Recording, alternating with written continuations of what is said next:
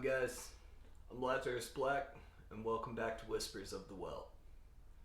So, I know that I had said that I was going to put out videos once a week, and I'm super sorry that I haven't been able to do that. Between wrestling and work and stuff like that, there's just been a lot of stuff going on, and I'm trying to find the time to put out these videos and do some research into these videos because I don't want to put out subpar content. And in order to do that, there might be some irregularities in how often I'm posting the videos.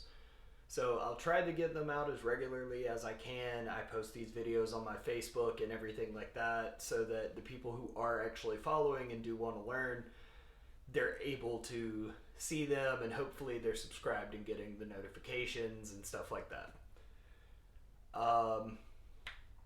Now, first of all, I did get someone messaging me after my last video.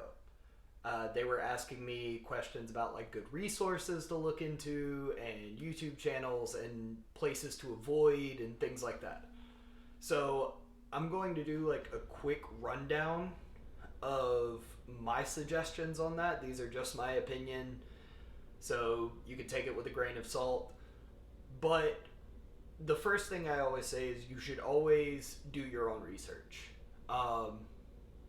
If you're going to ask a question about something, I would suggest probably it would be better for you to ask where to find answers to those questions instead of outright asking the question.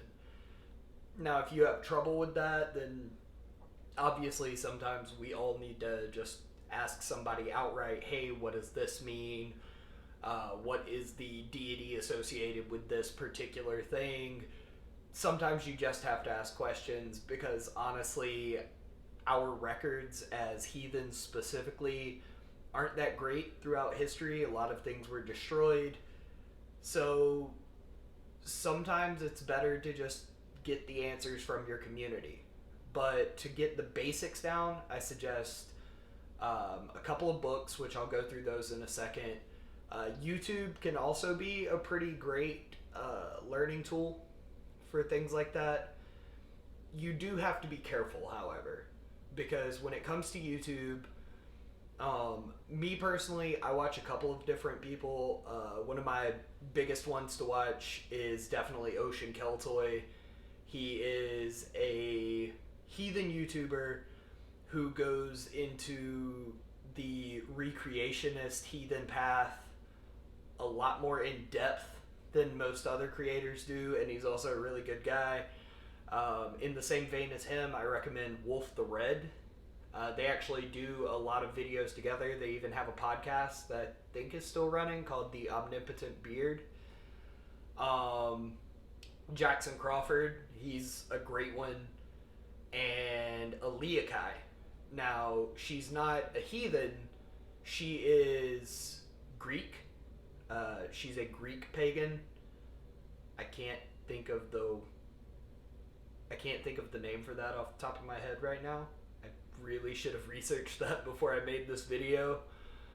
Her videos also translate well into pagan faith in general, talking about concepts like giving offerings, not specifically what to give, but how to go about it, because a lot of our cultures were really similar.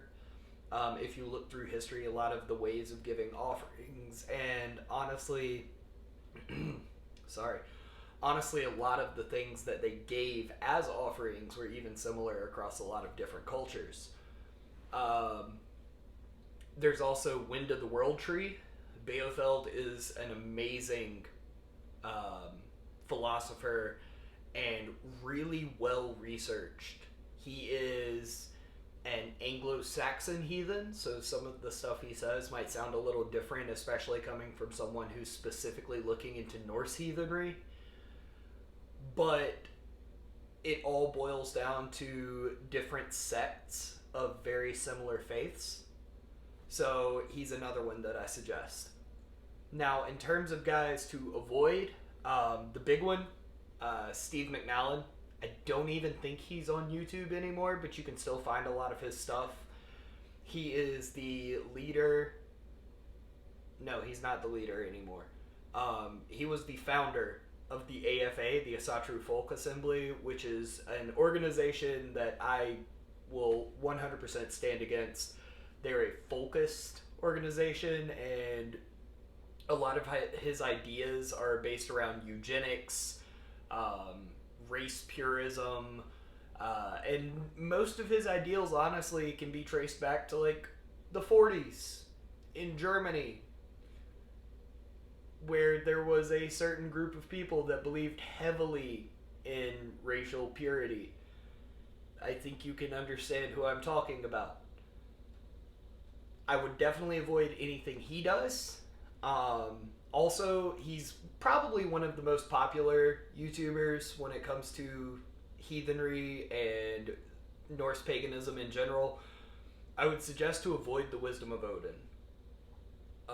One, he puts out a lot of misinformation.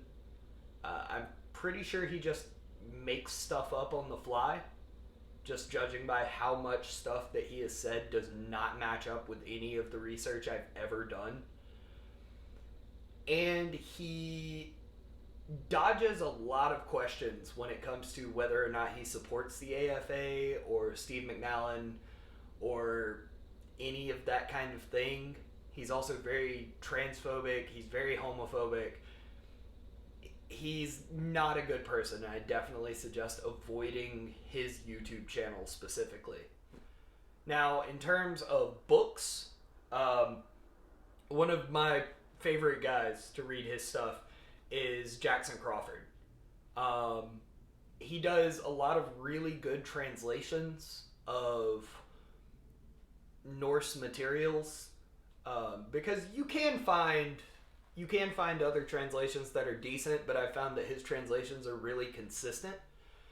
So the first thing I recommend that every heathen get, this isn't really a requirement, but is something really good to have, is a Havamal. There's thousands of different ones that you can get.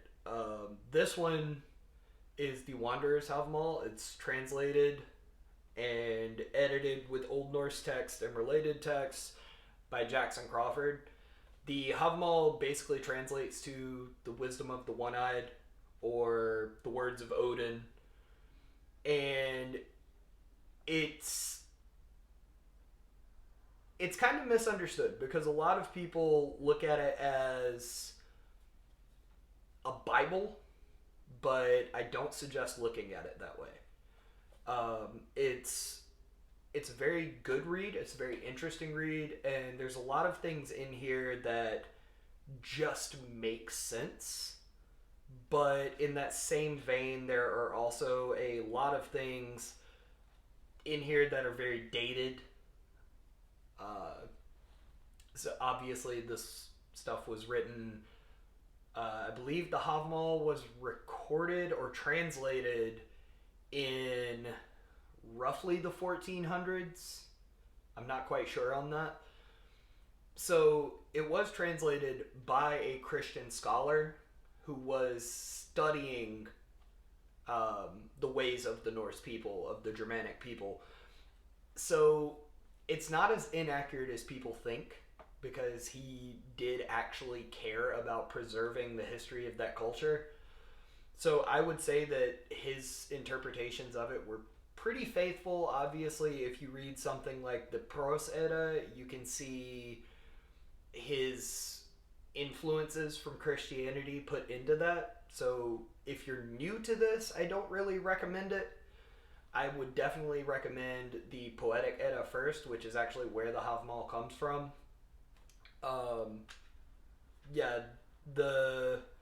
Probably the most quoted one in here from like Norse paganism is literally stanza 127.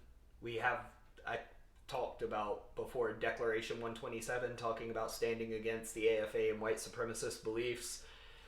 And in this one specifically, I don't know if you guys can see it. Hopefully you can if the camera focused. But On one side, it has the original Old Norse translation, and then on the other side, it has Crawford's modern English translations. And he kind of simplifies it, but not to a point where you lose content, but to a point where you can really understand what he's saying without having to comprehend like Old English and stuff like that, like King James Bible type of writing. 127.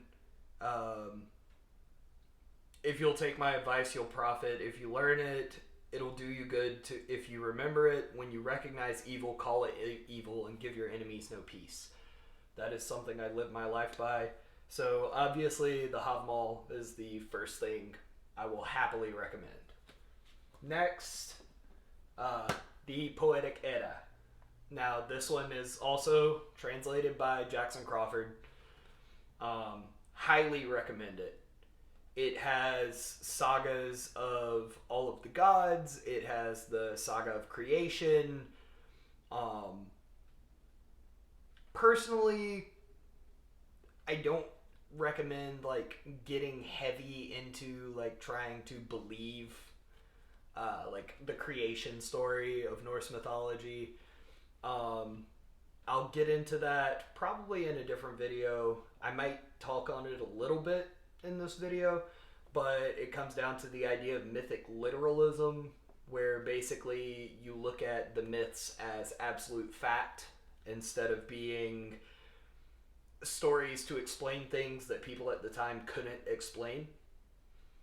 But all in all, the Edda has a lot of really great sagas in it that can teach you really good lessons, and also there's some like really great stories in here, things that most people don't expect. Like probably one of the most well-known like shocking stories out of here was Thor's hammer Mjolnir gets stolen, caused by Loki, and then Loki basically convinces him to dress up as Freya and pretend to want to marry the giant that stole it.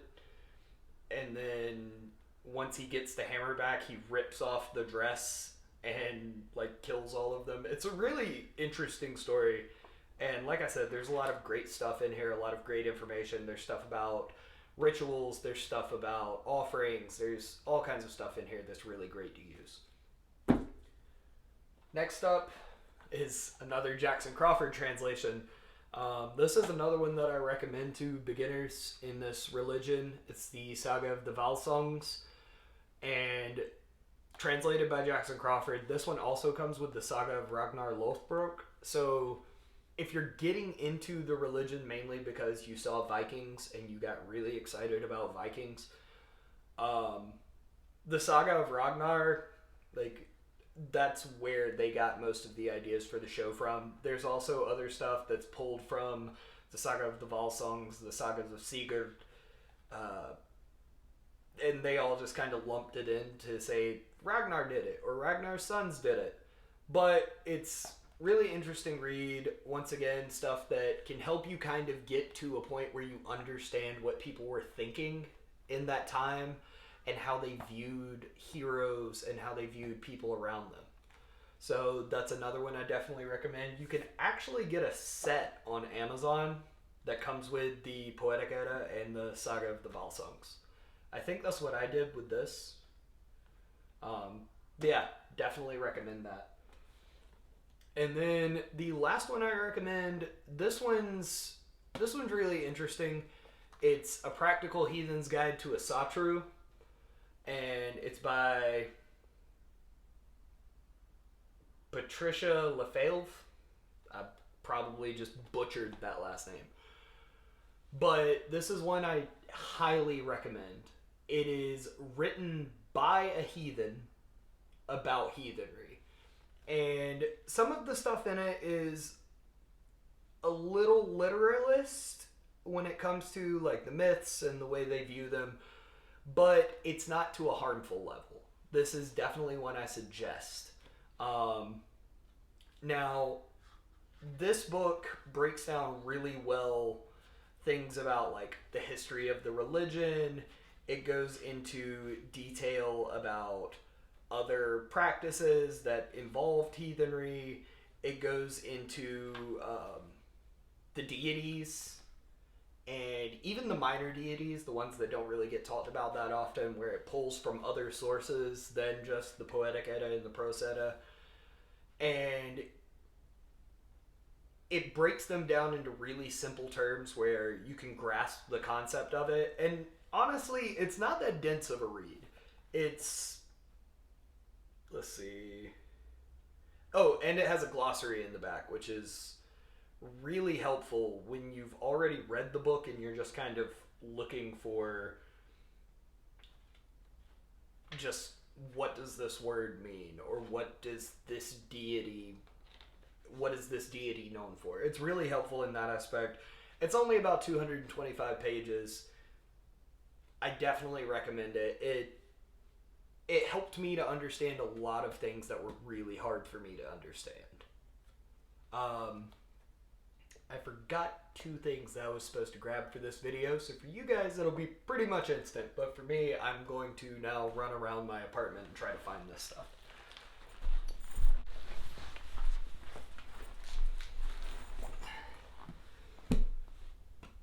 Yeah, like I said, I had to go run out and grab this. This is a book that I've seen this in a lot of heathens' homes, and most people buy it because it looks pretty, like the cover's really cool. This was actually a book that was recommended to me because someone was like, hey, you should read this. It's got all of the Norse mythology tales in it. And it's cool, but it's very inaccurate. This book, I can tell, is based off of a lot of stuff that was written during a time period of Greek Romanticism, where they took the Norse deities and just kind of lumped them in and gave them the attributes that would be associated with Greek deities. And I don't just mean like, oh, Thor got kind of lumped in with Zeus because they're both gods of thunder. No, I mean like they literally change the identities, like the base identities of certain deities. Like talking about the Norns, they outright like change everything about them and basically turn them into the Fate Sisters. And while yes, it's a very pretty book to look at, it's something that I literally keep on my shelf just for aesthetic purposes. But in terms of reading it, you can if you want to, but this is one that I recommend to someone who's done a little bit more studying and can kind of pick out Greek things that influenced it and find the underlying Norse texts under it. So it's something I recommend, but probably a little bit further down your journey. It's kind of like the Prose Edda. I recommend it, but a little bit further along when you can pick apart the Christian influence in it. And last, I definitely could have gotten a more heathen-looking journal, but I definitely recommend a journal. This book helped me a lot just to remember things. I have a weird brain to where it's hard for me to remember something unless I write it down without just drilling it into my head flashcard style. And I didn't really want to do that, but I also wanted something where I could keep all of the important to me stuff, like basic breakdowns of the deities, like how offerings work, the domains of the deities, like the different categories of deities, the Aesir, the Vanir, the Jotnar, like even just writing the creation story, and the runes. The runes were very important to me. You don't have to learn the runes, don't feel like you should, but they were very important to me to learn. So I went through and I wrote down each rune and what it would translate to in a modern sense, a basic definition of what it means when you're doing things like divination and stuff like that, and what the name of the rune means. Like, a lot of people don't realize that the runes have names themselves. They're not just classified as letters. Like when you look at, let's say, Urus, it's, a lot of people just go, oh, well, Urus means blind strength. Or, oh, that's a U. But it's actually has a name. The name translates to the ox. Just like Algi's is the elm tree. Like, they have names, and they were really interesting for me, so I wanted to learn them. But regardless of whether you learn them or not, I definitely recommend keeping a journal with you. You can literally just throw it on your desk, and while you're reading, if you find something interesting, just write it down in your journal. Or if you want to, you can just highlight in the book that you read, so if you want to go back to it, you can just mark the page and go back. I used to do that in some of my older books, where I would write down the page number of a certain topic, give it like a one-word description, write down the page number, go to that page, and I'd have that section highlighted. So I knew exactly where and what I was looking for. So that's something I recommend doing. Now, I also got asked about heathen music. That can be pretty broad. I'm just going to be honest. You could look at it as stuff like Amon Amarth, which is a Viking-themed metal band. It's a great band. I love them to death. But a lot of their stuff is written in a more fantastical way. It's modern day Skald. It's very interesting. It's good music. I listen to them pretty much every day. But like I said, like, the music itself is more fantastical and stuff like that. So if that's what you're going for, you just want to hear people talk about like Vikings and the Norse gods and stuff like that, definitely check them out.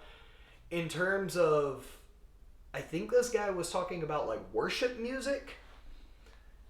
We don't really have much like that. We have music that is made for rituals, that the artist intended for a certain spiritual experience. In terms of like spiritual music, we have stuff like Wardruna, Heilung, Danheim, Skald could even be put into that category. Those are probably the four major ones. They're great bands, and once again, I listen to them on a pretty regular basis. I would say that Skald and Heilung are more palatable to the average listener.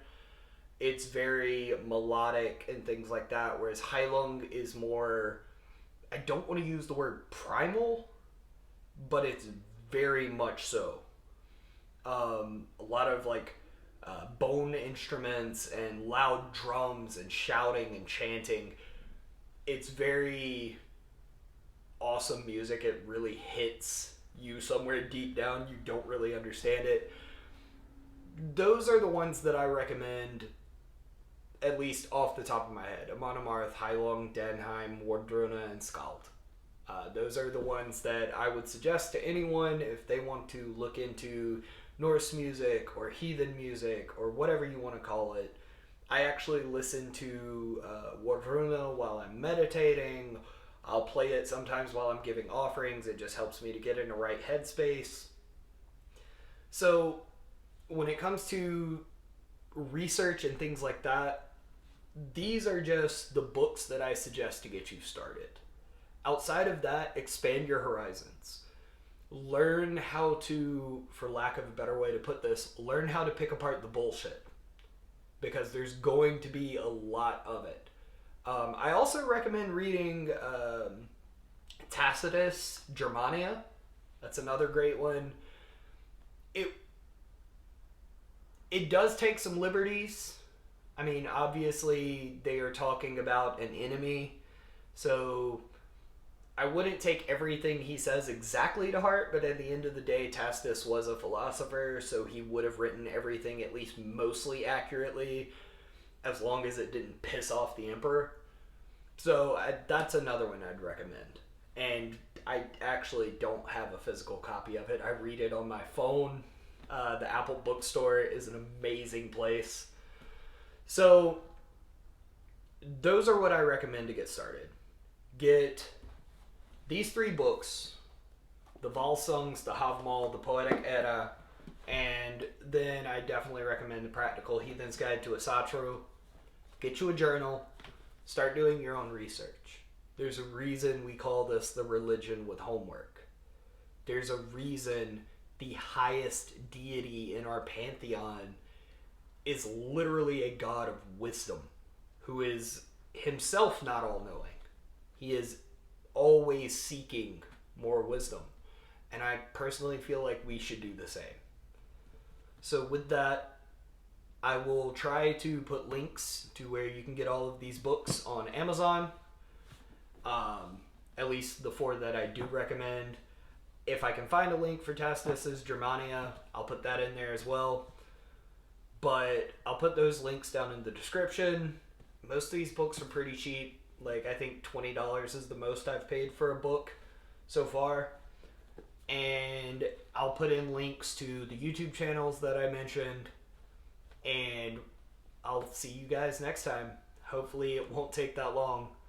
So, if you did learn anything, if this video is going to help you in any way, just go ahead and click the subscribe button. I'm not going to sit here and beg for it. Like, I'm not going to ask for likes and all that stuff. But if you do subscribe, that really does make my day every time I come on here and I see a new subscriber.